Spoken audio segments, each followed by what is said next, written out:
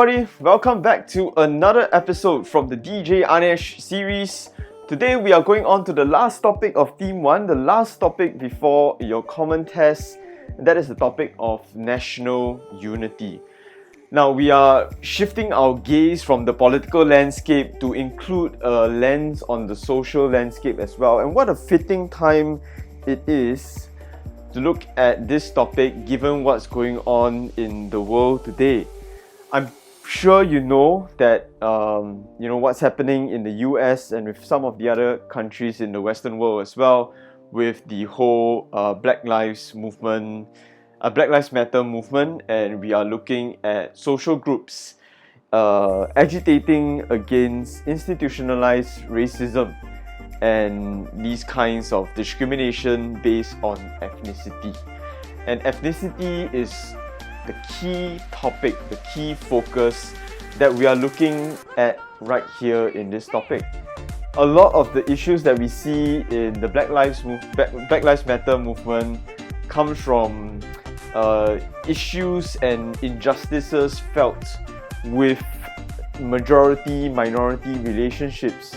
A lot of it comes down not just to how peoples interact with one another, but how they find their positions in society, what kind of power distribution is there between different groups in society, and also what kind of fairness or injustice there is in society on a day-to-day basis. A lot of these things, as you know from the Black Lives Matter movement, it stems from a very long time ago, from the legacy of slavery. Is a hot topic within US history, and how it came to be, all the progression and the progressive movements that we've had till today. We can see that a lot of these tensions and a lot of these relationships, a lot of the baggage actually starts out from many years ago. And over here, I want you to apply those lenses that you see in the Black Lives Matter movement to the kind of ethnic relations and ethnic issues that we have in Southeast Asia as well. I don't really want to go into a comparison of which is more severe. In Southeast Asia is more severe because, or in America is more severe because. I'm not going to go into that. I think relationships like this that involve some element of discrimination, some element of injustice, some element of inequality, it is, right? We don't have to compare, it just is, it's present, and let's try to understand it. Let's try to see how it came to be and what are the consequences that it has on society. So this is a really exciting topic for me, and I hope it is going to be for you as well. Many students across the years, they really love this topic because I think it connects to them, it connects to all of us on a level, I guess. For me personally, just to share a bit before we go into the content itself, but in many ways I am a child of two worlds. You guys know, I'm mixed parentage. My dad's Chinese, my mom is Punjabi. My dad and mom are Buddhist, I'm Christian. So there's a lot of diversity within my household. But yet within that diversity, we managed to stitch a fabric tight enough for us to live harmoniously. There's a lot of love going on, and so on and so forth. For me personally, as I was growing up, I always felt that I didn't really fully belong to either world, like Chinese world or the Punjabi world. And I always felt that there was a need for me to perform my ethnicity. So when I was young, or even now actually, when I go to the hawker center or the coffee shop or wherever, and I recognize that the store owners are Chinese or what, I will make a conscious effort to speak to them in Chinese. So rather than say, like let's say if I go to the Cai Fan store, I'll say, I want this chicken, I want this vegetable, I want this whatever. I wouldn't say in English. I will do it how we normally order at a Cai Fan store. Auntie, 我要那个，还有那个。then 这个是什么啊？我要这个。That's how I order at the Cai Fan store. But I felt always the need to perform, my Chineseness, if you will. Growing up, you always want to kind of like lean towards the majority. So I kind of like really lean towards that Chinese side of me. I took Chinese all the way to A levels as well. But growing up from there, going to university and beyond, all the way till today, I felt a greater need to connect to my Punjabi side as well. And so I've been trying to understand more about their culture. Not really good with the language, but I've been trying to understand the identity from there more and to try to promote that heritage of mine, the ethnicity of mine to the people around me, creating more awareness and all that kind of stuff. So ethnicity really connects to identity, and ethnicity really connects to the sense of belonging that one feels to a particular community. It can be to a nation, it can be to a group of people, it can be even transnational, like going across borders. But that's some of the core concepts that we are really going to be dealing with in this topic. A lot to do with majority-minority relations, a lot to do with identity issues, a lot to do with nation building in the social aspect, and a lot of things to do with the consequences of um, ethnic imbalance within a country. So those are the kind of things that we're looking at. To these issues, we will also be looking at policies and how governments have traditionally or typically tried to deal with ethnic issues, ethnic relations. What kind of policies do they have to stitch the country together? And what kind of outcomes arise from the policies that they implement? So for the policies, we not only want to understand why these kind of policies were implemented, but we also want to assess them. And that is really one of the major focus of this topic, which is to assess how successful were nations in forging national unity over a sustainable basis. Remember, we're not just looking at a particular point in time, but the same rules apply. We are looking at a time scope between independence all the way to the year 2000, and we're looking across different case studies, 7 in total, across Southeast Asia. So without further ado, let's go into this topic. Remember, as we go into this, try to switch your gaze from the political side of stuff to the more social side of stuff. So yeah, that's what I have for you now, and we'll go into the topic. The syllabus document itself, this is extracted from it, but it comes from Theme 1, and under Theme 1, we've already dealt with political stability issues. Now we are going to the second part of Theme 1, which is the national unity issues. So in terms of the content, like I said just now, we are going into different approaches to create national unity. So what kind of different policies were there? How did these policies manifest? And what kind of outcomes was there, arising from this? Impact of the policies, so that's the outcomes. Responses of minorities, we also want to consider different perspectives. So we don't just want to consider this topic from the state point of view, the government's point of view, but we also want to consider it from the minorities' point of view. How did they receive government policy? How did they receive the situations that they found themselves in? Did they adapt? Did they accommodate? Did they confront? Did they agitate? It's something that encapsulates all the different types of behaviors that the minorities would have against or for government policy. So that's something we'll be looking at. So you can see the scope is quite focused in that sense. It's definitely not as wide-ranging as what we did in political stability. It's a bit more focused, but there are many issues to discover, and this topic can really go quite deep. So let's prepare for that as well. Learning outcomes, more or less what I said. The last point over there, relationship to political stability. Remember that this topic falls under Theme 1 as well, which means to say that in this topic, there are a lot of connections to what you have learned previously on political stability.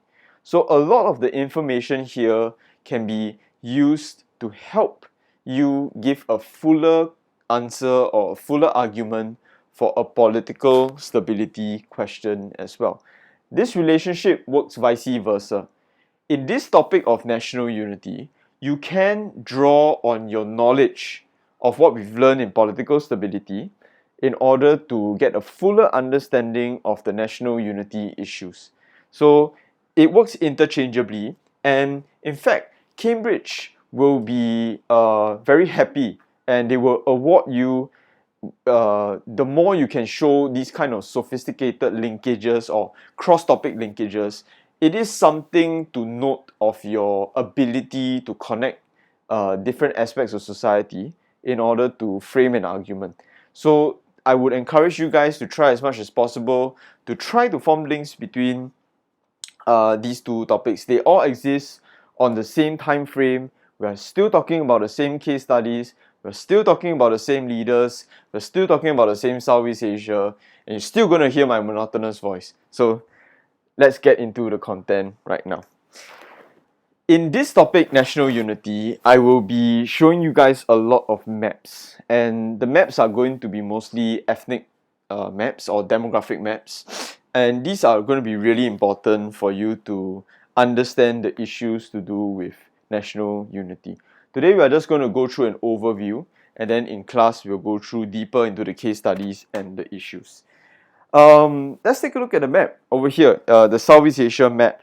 Normally, when we think of Southeast Asia and we think of the political map of Southeast Asia today, we can see we think of it this way: very neat, very clearly demarcated countries. All you can see is color coded over here. It's very distinct. This country is this country, that country is that country. Seems to be pretty homogeneous within each country as well. I mean, they're all color coded, a single color, and it suggests that with regards to whichever country, there is a particular group of people that come from that country. So let's say, for instance, if I say, when you think of Thailand, like which ethnic group do you think of? You know, you're going to say the Thais. Or when you think of the Philippines, which group are you going to think of? Oh, you're going to say the Filipinos. Or if I ask you to say Myanmar, who are you going to think of? Or you're going to think of, you know, the Burmese peoples. But the map, political maps, when you look at it like that, it does betray the complexity of what Southeast Asia is really like. And today we will be really delving into this concept of complexity, really seeing for yourself firsthand how complex the socio-political landscape in Southeast Asia is like. Because far from a simple map like this, Southeast Asia, the level of complexity resembles more like a map like this. And this map that I'm showing you right now, in itself, is actually a condensed version of the kind of diversity and complexity within Southeast Asia. This map immediately suggests to you that Southeast Asia is a really, really diverse place. It's a really, really complex place. Within each country, there is not just one group of people. There may be a majority group of people, there may be a dominant group of people, but definitely they coexist with many other different ethnic groups as well. You know, we all come from Singapore, right? And our main exposure to diversity is we think of our national framework, which we have Chinese, Indians, Malays, and others. So that is the kind of diversity that we're used to. And in a sense, this framework is also quite condensed. For instance, there are many different types of Indians within Singapore. I come from, you know, the Punjabi community, but under the framework, you know, I'm put under Indians, you know, that kind of stuff. Even within the Malay community, you know, there are different types of Malays as well, right? You have the Javanese and so on and so forth. So you have like a great many of diversity. Even within the Chinese community, you know, you go by dialect, you know, there's an added diversity there as well. So even a simple case study like Singapore, you see that it's not as standard as it sounds. When you delve into it, there's actually a lot more complexity with regards to the kind of ethnicities that we have in Singapore. And we haven't even talked about our fourth category, which is the others category that includes basically others lah. Okay, so yeah, there's so much. And you know, Singapore is a very open country. we are a very cosmopolitan country, so it's a huge melting pot of races and ethnicities over here. So Singapore is a good encapsulation, or it's a good microcosm of what it is really like in Southeast Asia. So you take a look at this map, stare at it, remember the colors. I'll be giving you a quiz on this, asking you to draw the whole map of Southeast Asia and coloring them the way you see it over here. So you better go and remember and stare at this map right now. 10 seconds, stare at this map. Make sure you bring enough highlighters to class during tutorials so that we're going to draw this out and we're going to color it. Best interpretation of this map, best abstract art is going to win the prize during tutorials. So as I said, even that map that we saw previously, it is already a condensed form. Like it looks really complicated in that map, but even that is already a condensed form. And going into the countries itself, we can start to understand greater what kind of diversity, what kind of ethnicities are seen within that country. So let's start out with Burma. Now Burma is oh man, Burma is this country, right, that had immense potential at the start of its independence. In fact, at one point in time, Burma was slated to be the leader, or at least one of the leading members of Southeast Asia. Like, that's the amount of potential everyone saw in Burma. But Burma has been torn apart by not only political governance issues, but also ethnic relations. In fact, Burma holds the very sad record in today's context, Myanmar holds the very sad record of having the longest civil war in the world. Like, this is not in Southeast Asia, this is in the world. You never think, like, considering what's happening on the African continent, or what's happening in the Middle East, or wherever, you would never think that the longest civil war in the world is actually from a country in Southeast Asia. And the longest civil war in the world you can see in kind of like turquoise green. Oh, no, wait, wrong. Karen.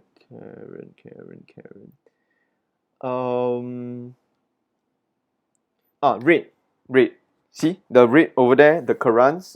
It's spelled Karen over here, but I'm not, now there's this meme about Karens going on. But okay, no, I'm not talking about those Karens. I'm talking about the Karan group of people.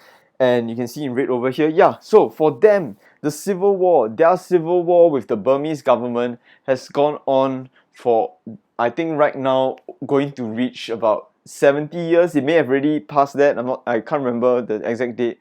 But yeah, it's around that kind of time span. There is a civil revolt, there is an insurgency going on for 7 decades. Can you imagine that? The longest civil war in the entire world over here in Burma. As you stare at the maps, I'm going to kind of try to reinforce them in class. So over here in the podcast, I won't give away too much information. But I want you to see, and it's all color-coded over here, I want you to see how the demographics, the different ethnic groups, how are they dispersed, geographically speaking? How are they dispersed across the country? Where does the majority group seem to be? Where do the minority groups seem to be? All these kind of things, even just thinking about placement, well, it does matter in terms of ethnic relations. It does matter in terms of how you construct a nation and how successful is your construction going to be. So the Burmese situation, as I mentioned just now, is a really sad one because more or less all the ethnic groups that you see over here, they are locked in some sort of violent armed conflict against the Burmese government even till today. When I go into the Burmese case study, you will see what I mean and you can see how severe it is.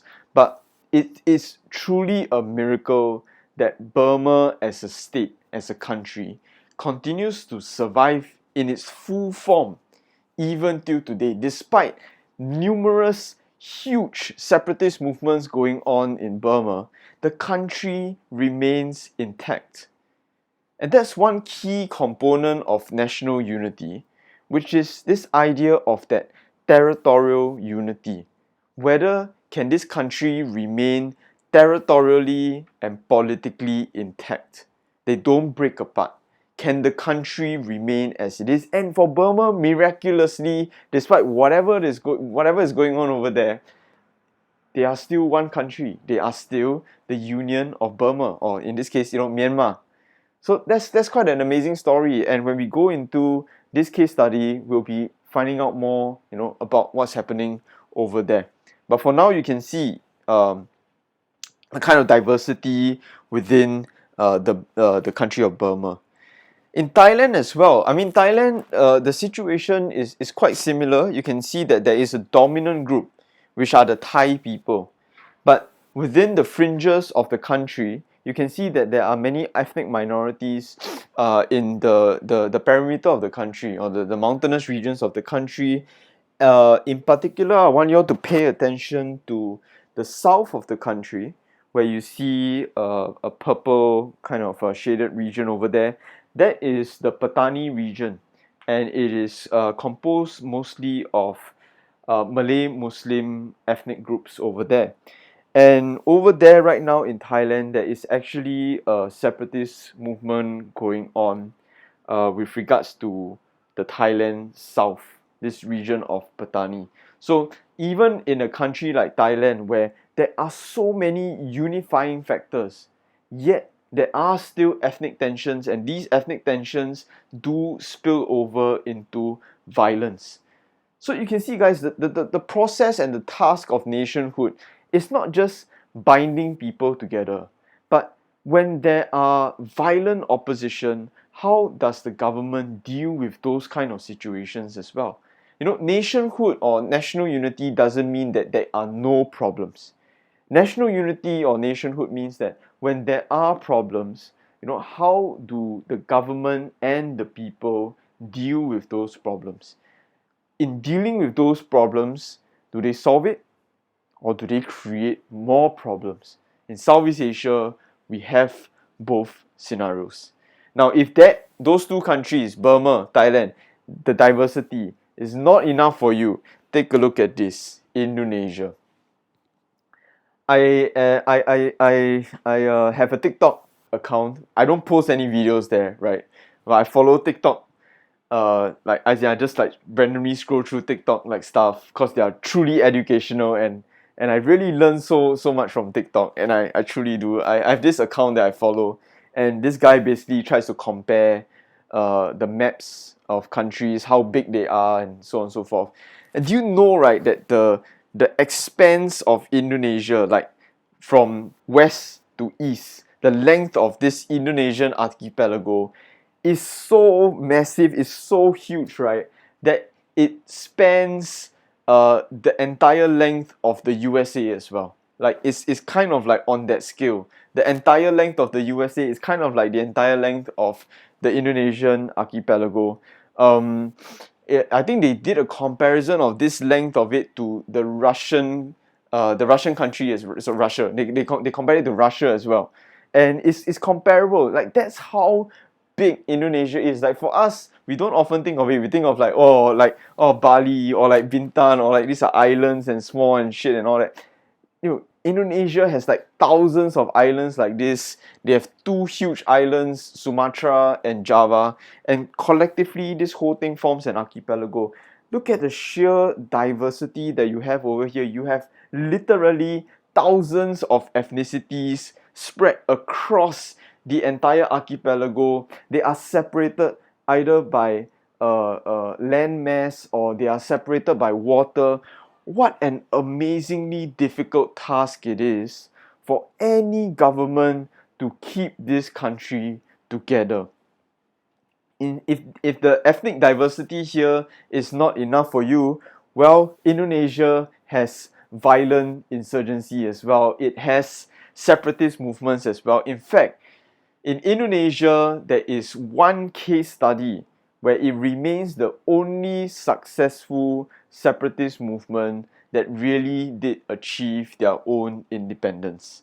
And again, I hope you know which country I'm talking about, but If not, when we go into the Indonesian lesson, then we will see which country this is. But I just want you to see the sheer task that is of national unity. When we talked about political stability, we talked about how it's important to control society, it's important to consolidate power. But compared to the task of emotionally, spiritually, sentimentally tying the country together, bonding them together, wow, I think that is a even more difficult task, to set a culture, a common vision, a common direction, a common identity. Wow, I think that is a massive, massive task. Most governments fail at doing this. Philippines is very much like Indonesia in that, geographically speaking, it is also an archipelago. Philippines is broken up into three parts, or three provinces, if you like to think of it. The topmost part is like Luzon. We call it Luzon, Luzon. The bottom, the middle part, we call it the Visayas, and then the bottom part, the blue area that you see over here, we call it Mindanao. All these terms will be made available to you. But basically, Philippines is broken into these three parts. The Philippines that Singaporeans tend to think of are the Tagalog-speaking peoples, or those of those ethnic groups, and they usually come from the area of Luzon, and that's where the capital city Manila is. Usually, is at the top of this archipelago, the green, yellow areas that you see over there. So that's what we think of as Philippines. But Philippines is so much more. We think about the central region of the Visayas. We think about the southern regions of of Mindanao. There's so much complexity to Philippines as well. Same issues they face with Indonesia. They're broken up by bodies of water or by landmass. It's very difficult, to tie this country and the people together. With regards to Philippines also holds the record for having the most number of islands in the world. I think somewhere around the vicinity of 7,000 plus islands. Again, a Southeast Asian country holds that record for having so many different islands, so many different ethnicities. Again, the map that you see over here is probably a condensed version, but you can get a sense of the kind of complexity within this country.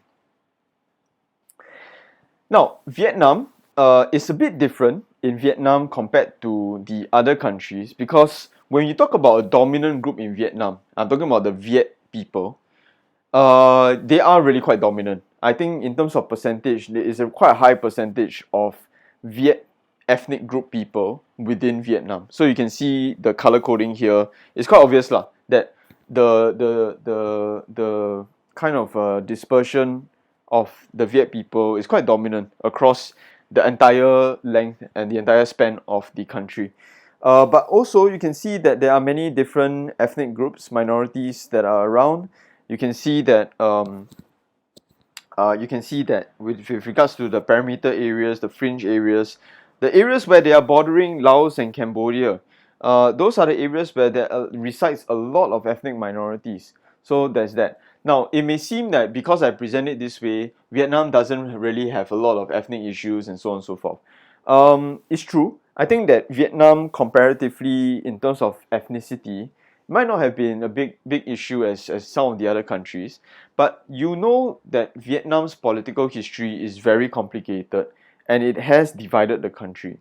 From the time of colonial rule, where Vietnam was divided into three provinces, to the time of the Vietnam War, where Vietnam was divided at the 17th parallel. Vietnam always has some measure of division, whether it's by province or whether it's by political division. There is also that need to unify the people in a common sense of identity. So when you explain the case study of Vietnam, they face many similar issues as the other countries, but at the same time, there's a special quality to them, there's a special uniqueness to them that you can surface as part of their unique context, their unique challenges, and you'll see, whether they manage to overcome these kind of challenges that they themselves face as well. Now, Malaysia, again, Malaysia and Singapore, later you will see, both of these countries are really heavily impacted by immigration.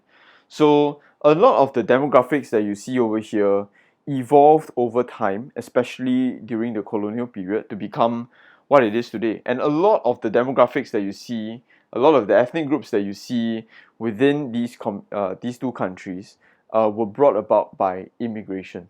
For the rest of the countries that we talked about previously, there may have been a dominant group who have been there for centuries, right? But for Malaysia and Singapore, relatively newer kind of nations, relatively newer kind of territories, and very, very heavily impacted by British immigration policies. So you know the story lah, huh? The immigrants from China, India, they flooded their way into Southeast Asia, especially places like Malaysia and Singapore, and in the end, eventually settled their life over here. So the demographics are really going to reflect that. Just take a look at Malaysia over here. The left diagram is Western Malaysia, and the right diagram is Eastern Malaysia. Take a look at Western Malaysia, where you can see on the left side there's a lot of like raided zones and like hotspots over there. You can see that in those states and in those cities, the Chinese population is higher, and that's because a lot of the British ports, they were situated along the western coast of Malaysia. So when immigration came in, that's where the demographics really changed. As you go insular, as you go inside and inner towards the east of Malaysia, you can see there is less and less of these kind of demographics. So it's a huge reflection of what the colonial legacy left behind in these countries, something that we'll talk about later on as well.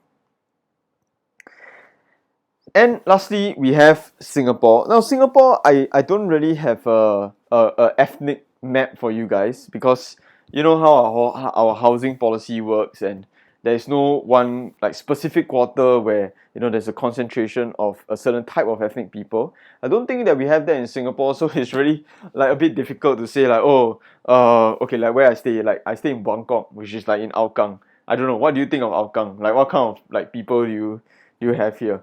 Or like what do I think about people who live in Boon Lay and Jurong East? Like there's not that kind of mentalities lah that we have in Singapore, and especially when it concerns ethnicities.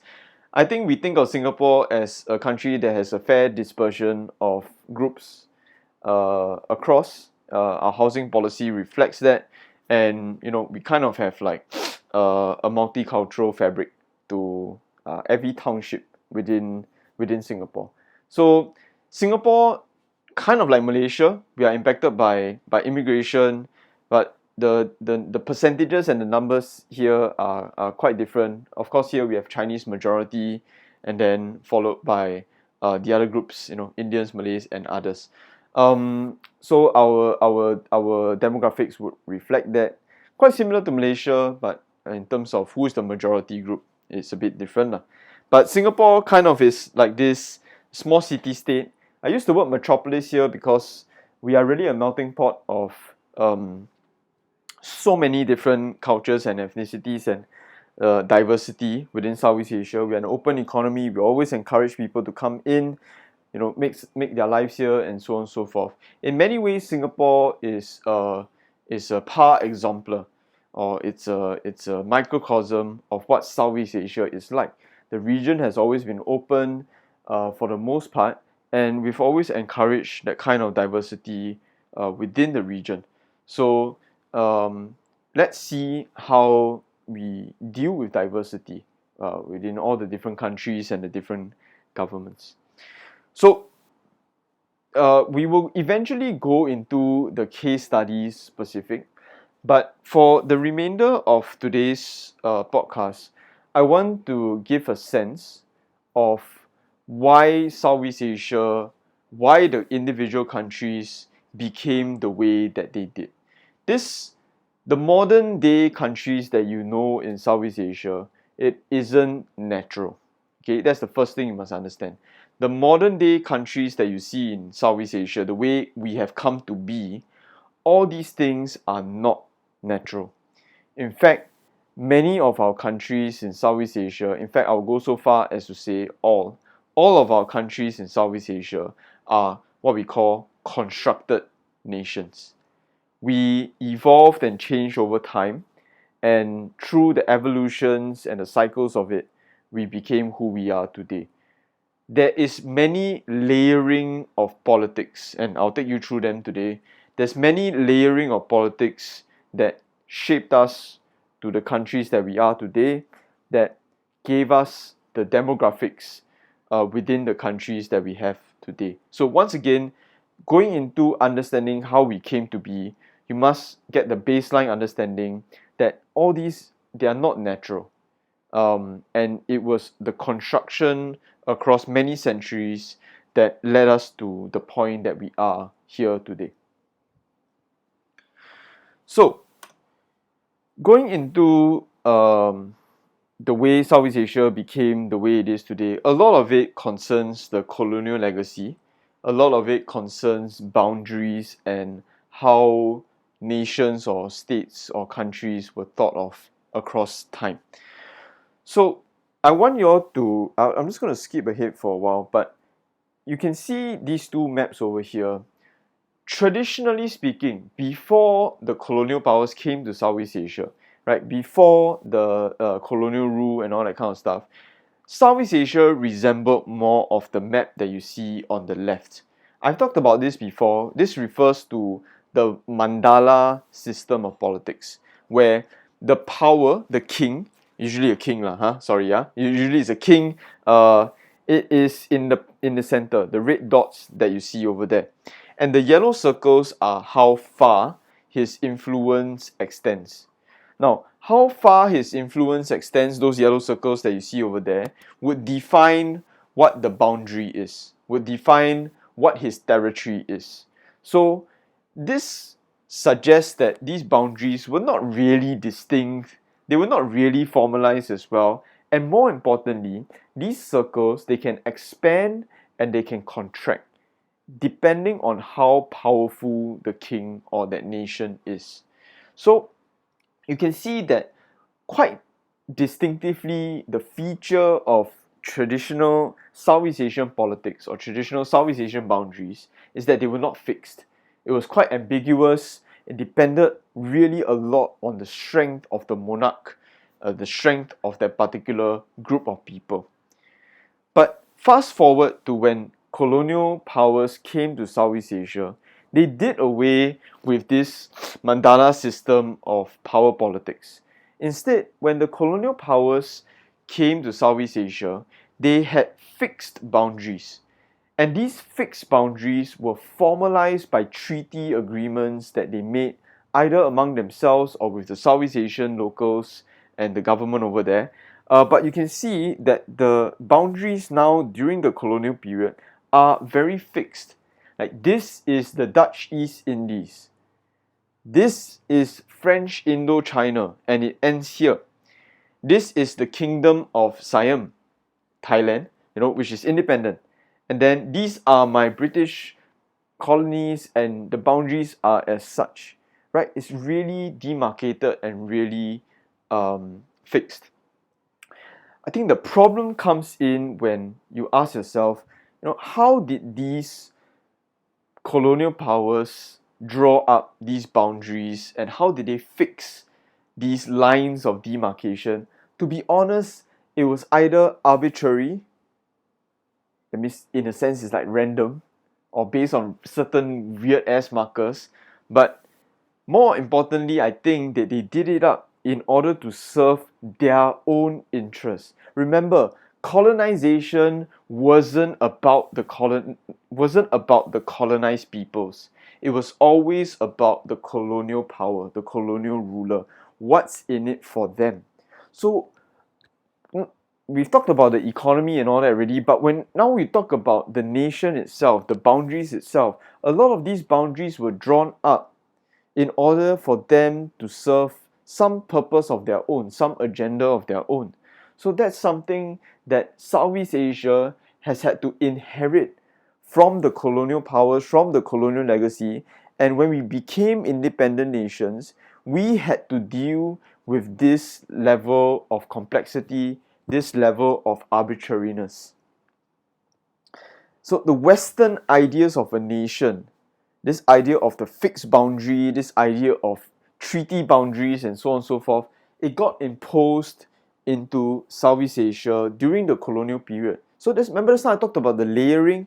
The first layer is that we had traditional Southeast Asian politics. You looked at the mandala and all that kind of stuff. Then after that, you layer it, with the colonial boundaries. There will be further layering to come on later. But for now, we'll take a look at the colonial legacy and its issues. So aside from the boundaries and the arbitrariness of how the boundaries were drawn, another problem with the way colonial powers ruled Southeast Asia was that quite often they employed what we call divide and rule policies.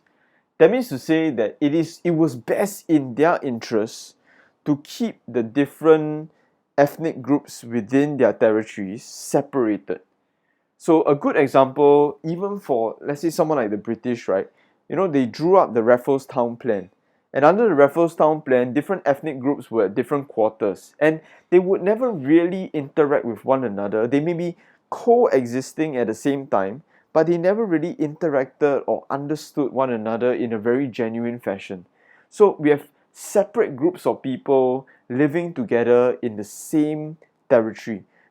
How does that affect unity? How does that affect the mentalities that they have towards one another? Like, it all starts during the colonial period. So when the independent period comes in, governments have to tie these people together. They have to find some sort of way to bond these people together. Like, it's not as simple as let's join an orientation game or let's do Wiley, let's have some like icebreakers and stuff. Like, this is icebreakers on a national level over a long period of time, and some of these people, they don't want to play. Like, they just don't want to sign up for orientation.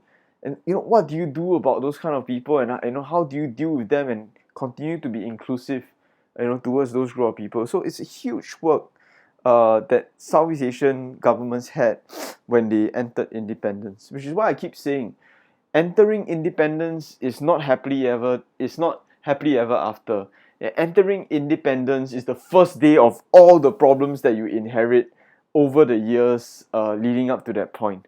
So it's a huge task for any government that comes in. So Southeast Asia is a construction, nationhood is a work in progress with all these inherited baggage from the pre-colonial as well as from the colonial era. So looking at the outcomes, looking at the broad spread of outcomes, and we'll try to find all these things in the case studies in future classes. But the problems arising from SEA, from all these things, as you enter independence, I would say across most countries, there was a lack of national consciousness. You may have dominant identities or you may have majority identities, but there was a big lack of a national consciousness where people were really coming together, shared identity, that kind of stuff. So instead, what you would really have is this thing called plural societies, where there are many people within the nation, but they might not necessarily understand or gel or bond with one another in a shared identity. So they're really living as separate peoples within the same political boundary. Another problem has to do with the majority-minority relations. The state of what the minorities are facing often is quite a lose-lose situation, because not only do you have many groups of people who are on the short end of the stick, but when you think about the nation as a whole, it's not just concerning these small group of peoples, but how does that affect the nation as a whole? It also hurts national identity as a whole. It hurts the kind of bond that they have as a whole. Going into more extreme outcomes, many countries in Southeast Asia have separatist movements and ethnic insurgencies. I only put 4 over here, and these are my 4 best case studies, but these are usually long-lasting, these are usually violent, these are usually severe, these are indications that there is some aspect of nation building, of nationhood that did not go well, that there was some flaw in the policy, or there is something about the attitudes of these minorities that just couldn't click with the nation at large. And then you have regional revolts, all of Southeast Asia, like I said, except Singapore. I don't think we really have a revolt or separatist movement. I often make this joke, although I don't really know if it's a joke or not, but arguably Singapore was the separatist movement when we separated from Malaysia. Ha ha ha. Okay, no, not really funny. And definitely not true. We weren't a separatist movement. So don't quote me on that. The last thing, separate identities and problems of nationhood. As I did mention, this topic, right? A lot of it comes down to sentiment. A lot of it comes down to emotion. A lot of it comes down to the intangible. And while you can't see them, they are still very essential components of what makes up a state, what makes up a nation. So, with regards to national unity, one of the key indicators to look at is how bonded, how united a country is, or do they have many divisions that compromise on their overall kind of integrity. There's a map for you about showing you how conflict-ridden many nations in Southeast Asia are. So, I mean, we take a look in the media, and they always report on more, I guess, popular kind of stuff, like I don't know, like revolts in the Middle East, or like something to do with the Western European nations or whatever it is. But take a look over here in Southeast Asia. There are many ethnic issues. There are many ongoing conflicts, and across the different lessons, I'll show you them, and I will also show you some videos that shows all these conflicts. So there are many sources of divide, and the kind of things can span and cross across many different aspects of society, from economics to cultural, education, policy, political power, and just sentiment like nationalism, sense of belonging, that kind of stuff. Now, the last thing that I want to talk about for today is about a general overview of the policy approaches. How do governments deal with these kind of things?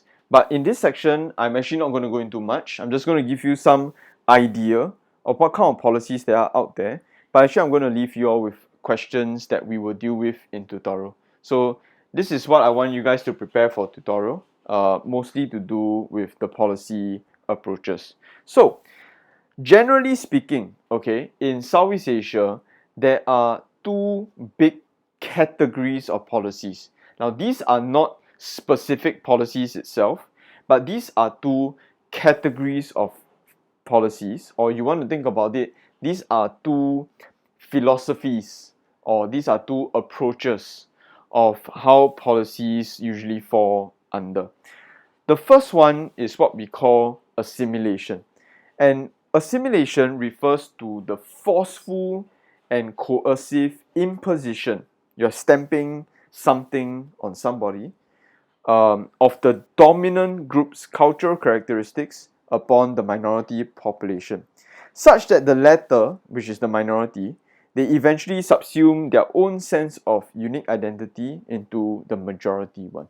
So this is looking at situations where countries stamp the dominant group's characteristics or the dominant group's position onto the minorities, and the minorities are forced, in a sense, to adapt, to take up the characteristics, to evolve, and to assimilate themselves into the dominant group. Now, as a process of this, it is quite likely that the minority groups, many of them would lose their sense, their unique characteristics, or their sense of unique identity. Is quite often that situation would happen. Okay, so that is largely speaking the policy of assimilation. Again, I'm not going to go into too much because I don't want to give away too much. We'll discuss this in tutorials. I'm going to leave it as that, and I want you to make your own decisions based on this. Okay, later on I have some questions for you. The second category of policies, the second category of approach is called the integration approach.